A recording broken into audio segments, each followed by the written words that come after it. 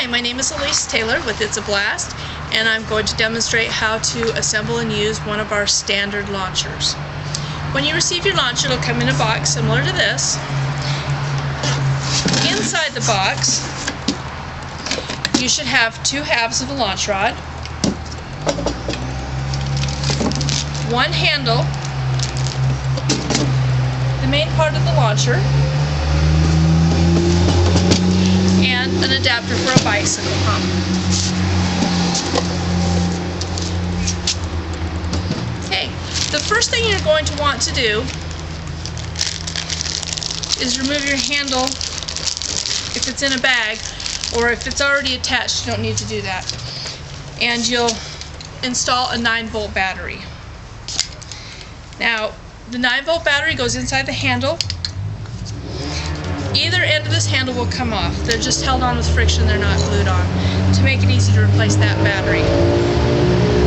Now if the button gets pushed in and held in, it will run your battery dead, so you want to avoid having that held in, or you might want to remove the battery if you're storing it for long periods of time. The next thing you'll do is you'll take this black part, this is the solenoid, and you will screw this into the valve on the launcher. Now, the valve on the launcher may be gray or it may be green. They do come in different colors, but they're the same valve. And you want to screw that in so that it's snug, but you don't want to use any tools or over-tighten it, as that may cause damage to the solenoid. But you do need it tight enough that the air will not leak. Okay, the next thing you'll do is you'll take the two halves of your launch rod and you'll screw them together just like this. The end that doesn't have a connection is the top, and that's the part that the rockets are launched off of. And then you'll go ahead and you'll screw it in to your launcher. Now you want to make sure when you're doing this that it's going in straight and it's not cross-threaded, because that will cause damage to the threads and it will make it hard to assemble on future occasions. Now, because we have a threaded connection down here at the bottom, you can turn this or tip the launch rod so that you can angle the rocket to compensate for the wind, or to make it so that you can have the rockets land closer or further away as you desire. Now your launcher is ready to use, and you just need to pressurize it. There's two ways that you can pressurize your launcher. The first is with an air compressor, and to use an air compressor, you set your air compressor at about 35 pounds or 35 psi, and then you have your hose.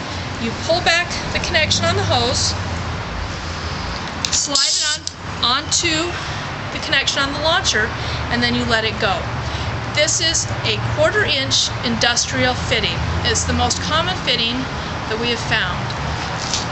Most people have access to that. If you don't, you can ask them at your local hardware store to help you find a connection that will fit to that. And that pressurizes your launcher. Now when you push the button, you will be able to hear the air come out. To launch a rocket, all you do is you take your rocket, it's already made, you slide it onto the launch rod, and you push the button. And that's all there is to it.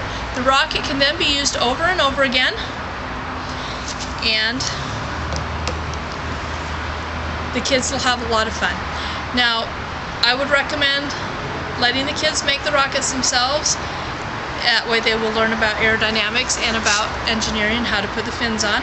And it's not a big deal if they don't build them perfect, because they will all fly and they'll have fun. And the worst thing is they make another rocket. And they're really easy and inexpensive.